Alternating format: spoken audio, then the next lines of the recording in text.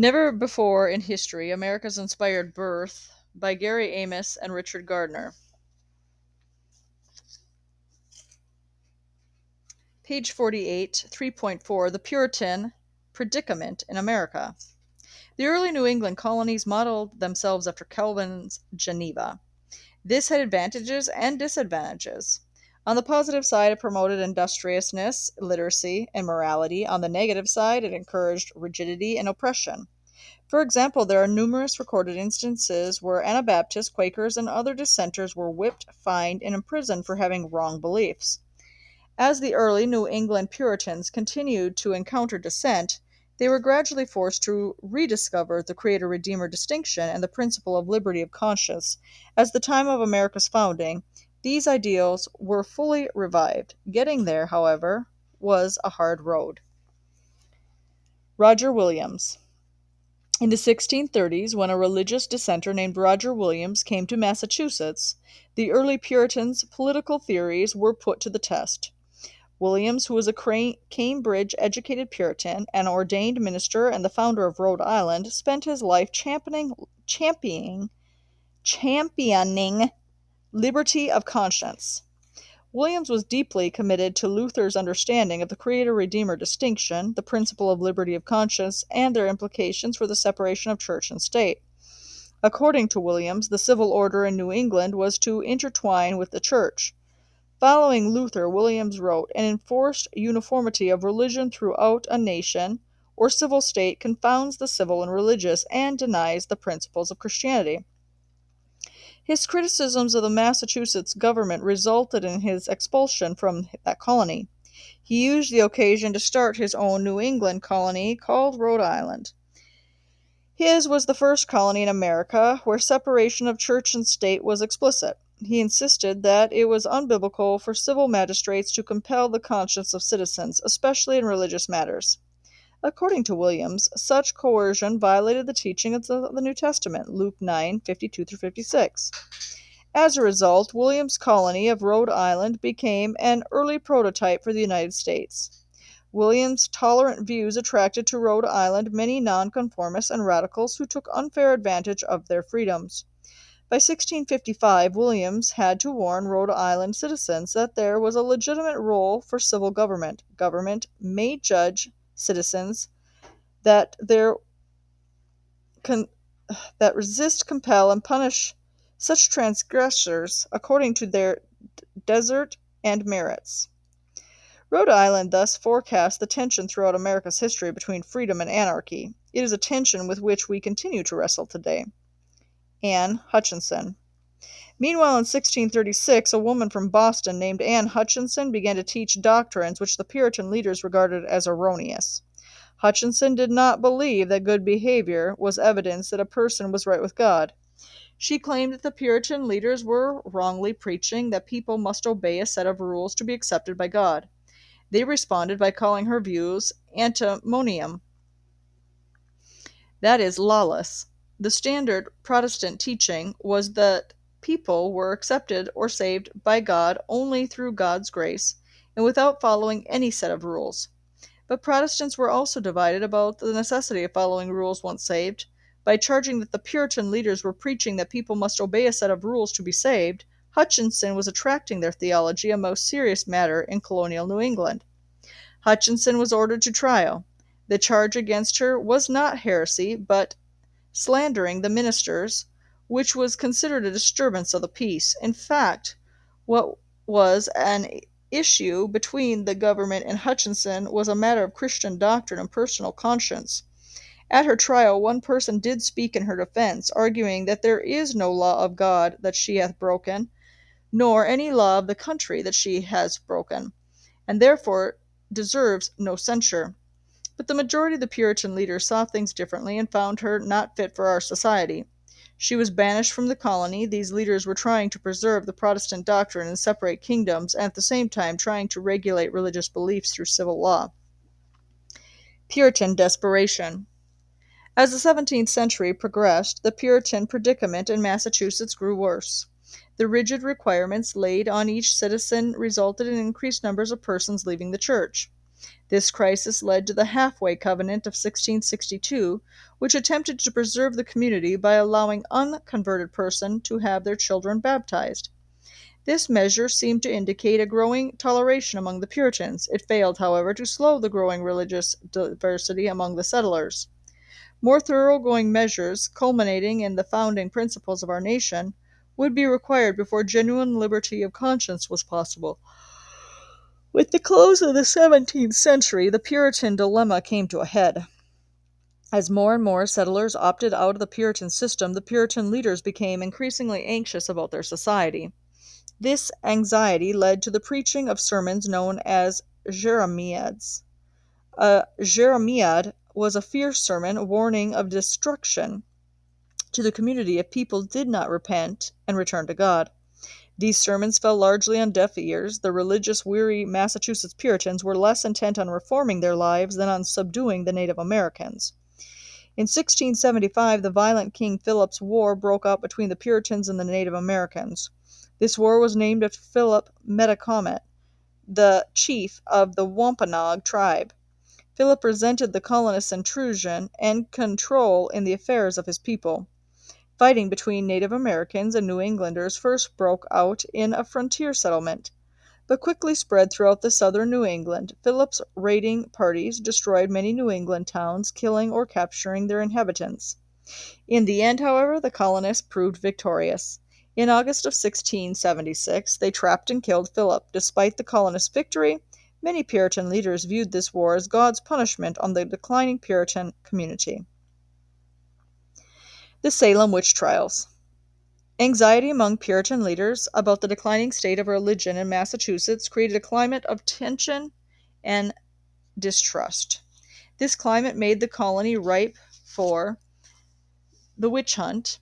Their community was slowly collapsing, and in their minds only one perpetrator could be responsible: the devil. When a West Indian servant lady in Salem, named Tituba, was observed engaging in her native religious practices, a terrible crisis ensued. A group of teenage girls who witnessed Tituba's practices accused her of witchcraft to avoid being suspected themselves. The attention the teenage girls received gave them a sense of power. They got carried away and started accusing others of witchcraft, apparently for revenge or perhaps amusement. The judge of the court at Salem were Puritans lamenting the decline of society. They were looking for a scapegoat, coupled with the adolescent accusers' sense of power and Puritan leaders' anxiety about society. The misunderstanding of Tituba's religious practices provided all the ingredients for a legal fiasco. The notorious witch trials of Salem and the subsequent execution became a permanent blot against the Massachusetts Puritans. The Puritan predicament culminated in the Salem witch trials. Within a few years after the trial, Puritan leaders acknowledged the terrible tragedy that occurred in Salem in 1692. The bitter experience of these trials taught the colony a valuable lesson. The next 100 years of political thought in the colonies would focus on recovering the Protestant commitment to liberty of conscience, reviving the Creator-Redeemer distinction, and providing a clearer division between church and state. The witch trials had a profound influence on the founders of our nation. The way the trials were mishandled pressed hard on the founders' minds. The trials showed the founders what they needed to guard against if they were to preserve liberty and justice. No other single event had as great an impact on the American Bill of Rights, which was drafted in 1791. The First, Fourth, Fifth, Sixth, and Eighth Amendments to the United States Constitution provided safeguards against the way justice was administered in Salem. The First Great Awakening. During the early 18th century, the English monarchs treated the American colonies with what historians call salutary neglect. Essentially, this meant that the Crown did not interfere with the colonists' activities so long as they were operating peacefully and contributing toward the prosperity of Great Britain. England's more pressing concern was with the Jacobites, those who remained loyal to the Stuart family. After James II Stuart was deposed from his throne in 1688, he and his family continued trying to regain it by force. His heirs became known as the Pretenders, and they persistently plotted to reassert their place on the throne. Besides pressure from the Jacobites, England was also at war with France. The problem in England left the American colonists free to pursue their desire of their hearts. What was their desire?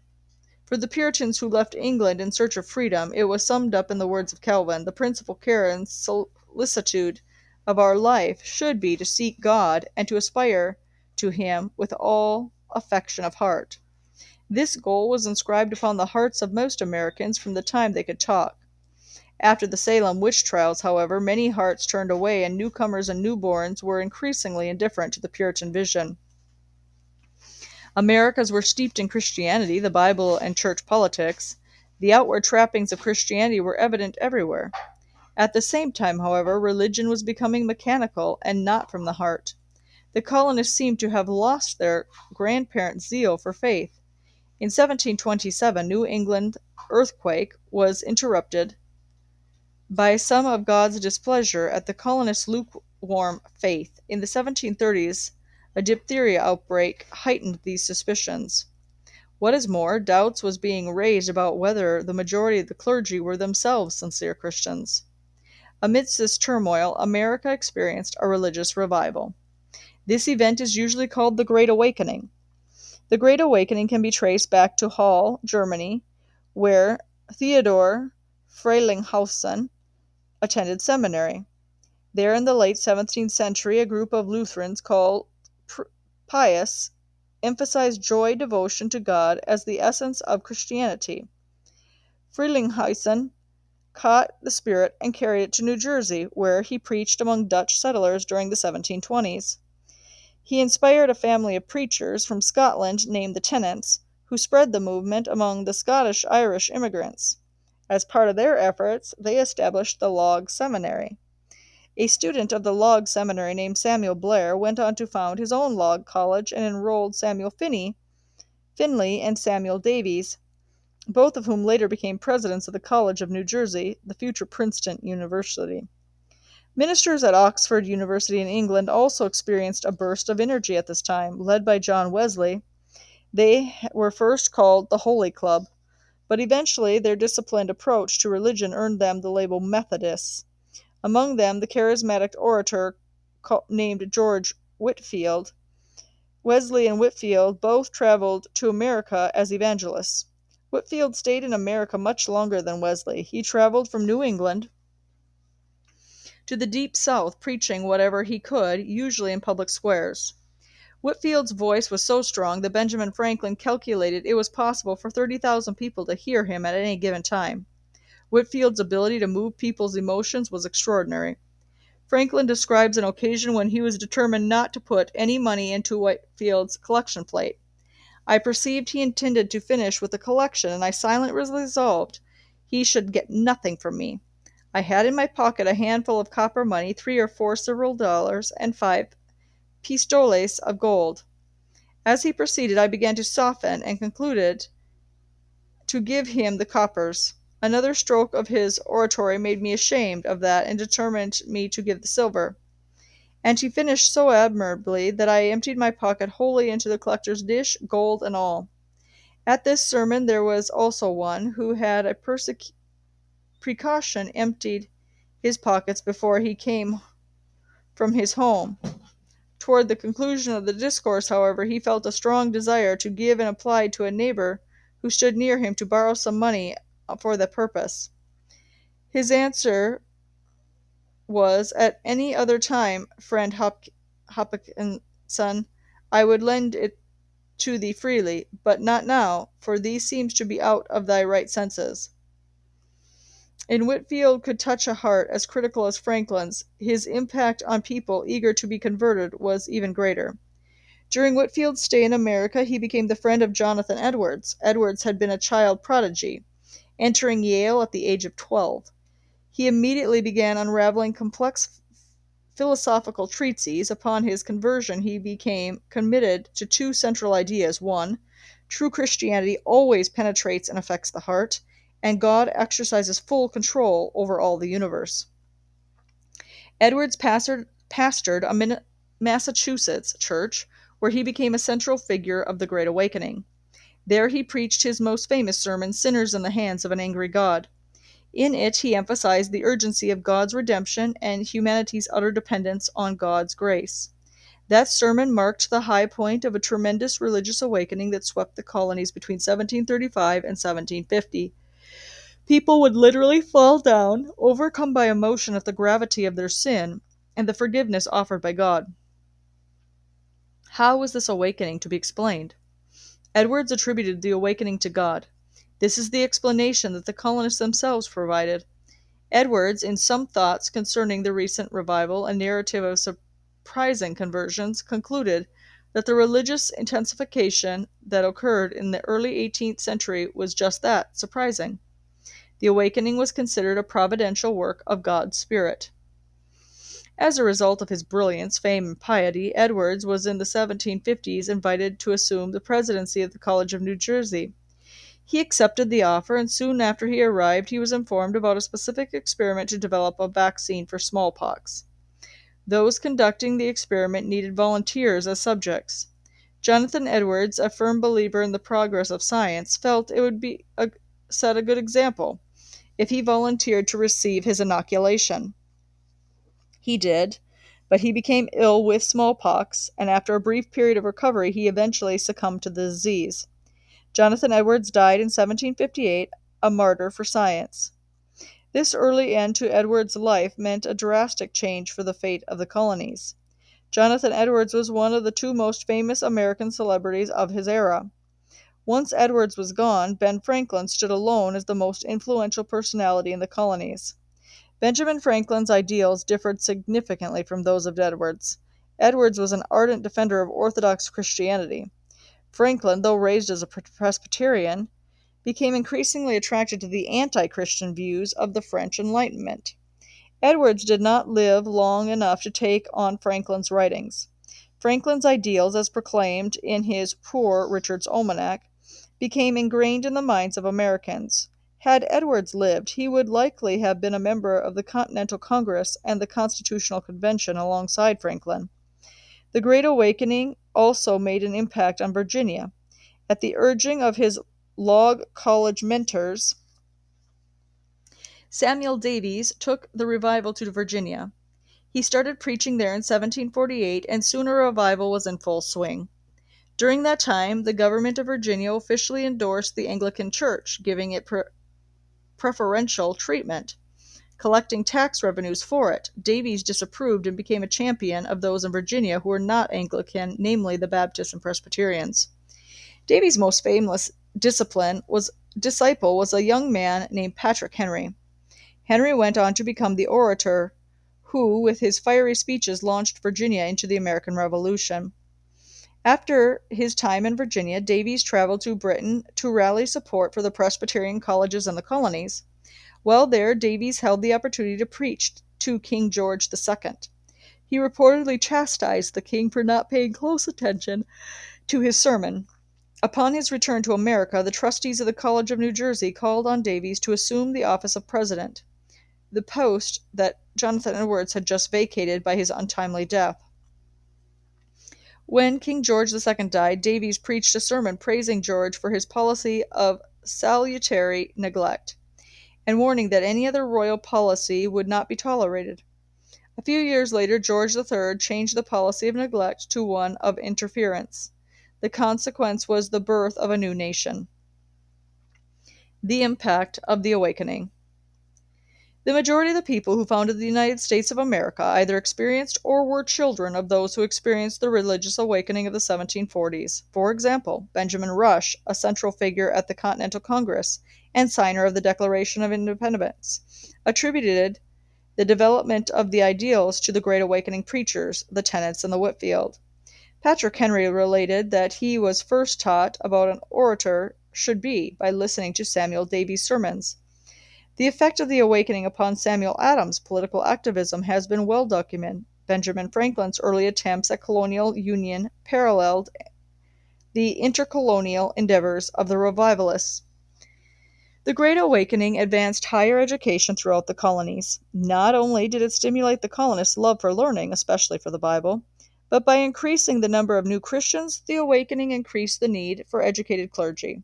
Princeton, Brown, Rutgers, Columbia, Dartmouth were all established because the awakening created a demand for more clergy. See Chapter 4. There is close connection between the Great Awakening and America's founding. Alan Heimert has argued persuasively that the awakening produced and cultivated the social climate necessary for the revolution. Keith Griffin has argued that the theology of the awakening supplied the political theory that was responsible for the revolution. The Christian message of sin and redemption provided a common reference point for all Americas and bred America's first traveling celebrities. The awakening was the first successful intercolonial event. It united the colonies in a common bond. This bond would eventually become a union declared in Philadelphia in 1776. At the forefront of the founders' political conscience was their religious heritage. 1. They embraced Luther and Calvin's theories concerning their Creator-Redeemer distinction and resistance to the leaders who encroached upon it. 2. They looked to the English Puritan Revolution of the 17th century as their glorious legacy in the same way we look to the American Revolution today. 3. They were steeped in Calvinist resistance theories as expressed by 17th century writers like Milton, Rutherford, Sidney, and Locke.